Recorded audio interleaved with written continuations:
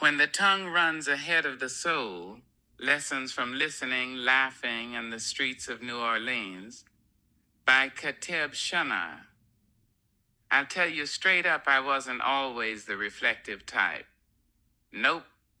Back when I was younger, my mouth had a mind of its own, and my temper.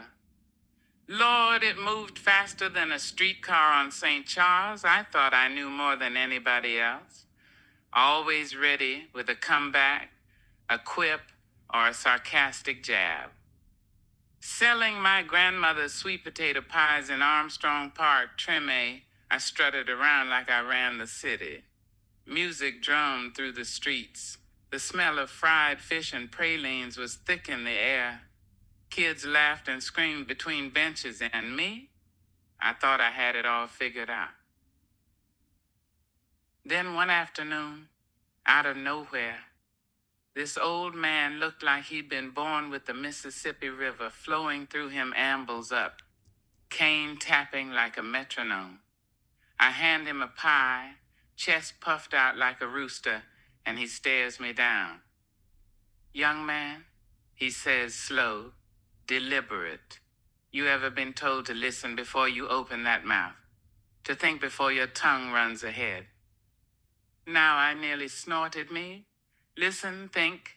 I was ready with a speech, a sermon in my head, and Lord, I wanted to fire it off. Excuse me, sir, I said, brushing my hands on my apron. He chuckled, shaking his head as if he'd been waiting all afternoon for this moment. Yeah, boy, listen, weigh your words, slow to anger. I wanted to laugh, wanted to roll my eyes, but something about his voice, the slow rumble, the way the sun caught the silver in his hair, made me pause. I nodded, half respect, half survival. And though I didn't know it then, that advice would echo through every misstep, every argument, every foolish mouthful of words I'd ever speak.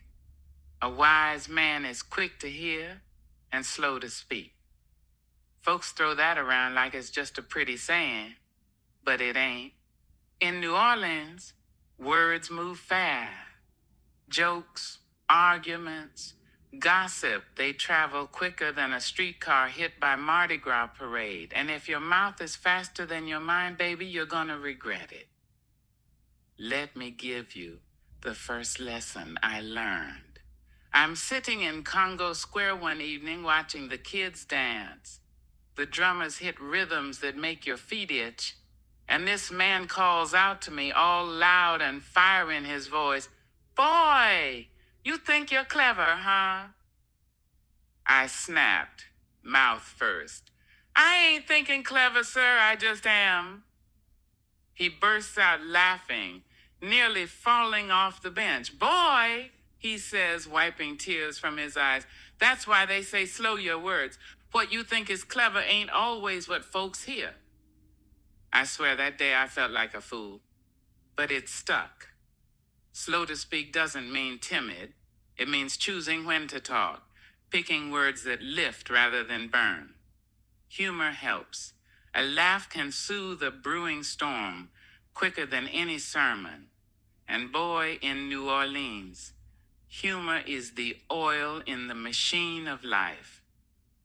Speaking of humor, let me tell you about my grandmother's favorite story, the tale of Big Boudreaux and the catfish. Funny story, sure, but it holds a lesson. Big Boudreaux, pride of Bayou St. John, catches a catfish so enormous it looks like it could swallow a rowboat. He yells, look at this beauty, every other second. Then the fish wriggles free, slips back into the water, and Big Boudreaux hollers like the devil himself stole his soul. The funniest part, his anger scared every other fish in the bayou. He didn't catch a thing that day. Folks laughed for weeks. Lesson? Letting your anger run ahead of your soul only drives away what you want most. I'll admit I used to be just like Big Boudreaux. Quick to speak, quick to flare, thinking I could fix the world with my words. Life, though, life has a way of humbling you. Gray hair sneaks in, your shoulders get heavier, and suddenly you start seeing why that old man in Armstrong Park told me to slow down. Words ain't just sounds, they're seeds. They grow bridges or walls depending on how you plant them. There was another day in Treme. I'm on a bench watching the kids twirl to a second line rhythm. Two young men start squabbling over a card game. Voices rising, insults flying. I lean over and holler, "Now y'all better calm down before y'all throw the whole game into the bayou." They freeze, stare at me like I sprouted wings, then laugh so hard they nearly fell over. Sometimes that's all it takes, words timed right. Patience and a little humor to cool the heat before things boil over. Being slow to anger ain't about holding grudges or letting folks walk over you. It's about letting your soul guide your words rather than your ego. Anger creeps in like a shadow, whispering that you're right, that the other person's wrong, that the world's out to get you. But when you slow down, when you breathe, when you let humor and patience take the wheel, you see things clearly. Now let me tell you about another neighborhood tale, Madame Claiborne and her talking chicken. Yeah, I know it sounds silly, but this one's golden. Madame Claiborne swore she had a chicken that answered questions if you asked polite, mind you. One day a young man comes by mocking her. Rapid-fire questions, no patience. She just shook her head. "Slow down, boy. Speak too fast and you'll scare my chicken off." And sure enough, that chicken clucked its way off the fence and hid in the bushes. Folks laughed, but the lesson stuck. Rushing words leads to nothing but chaos, whether it's a chicken or a human heart. I've learned through decades of mistakes, laughter, and observation that not everything deserves a reply. Lord, I used to think every gossip, insult, or slight deserved a fiery comeback. Life taught me otherwise. Silence can be louder than words. Letting things slide doesn't make you weak, it makes you wise. Choosing your battles preserves your peace and your spirit. Listening, patience, humor, they're acts of compassion, acts of care, acts of love. Every person you meet carries stories, wounds, dreams, lessons. When you slow down, you see that. You understand, you connect, and you don't lose yourself in anger or pride. Even now I slip sometimes. A sharp word slips out. A spark of irritation flickers, but I catch it. I breathe. I remember old man Batiste. I think of Big Boudreaux and Madame Claiborne. I pause. I laugh.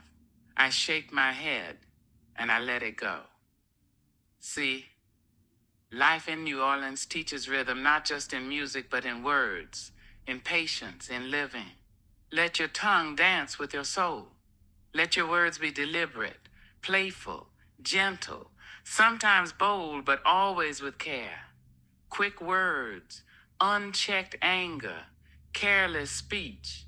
They can burn bridges faster than a hurricane sweeps down Canal Street. So remember, child, when your tongue starts running ahead of your soul, pause, listen, weigh your words, and if anger comes knocking, don't answer. Let it pass. Use humor, humility, patience, and your heart. Because words are powerful, they can heal, connect, and lift, or they can wound, divide, and destroy.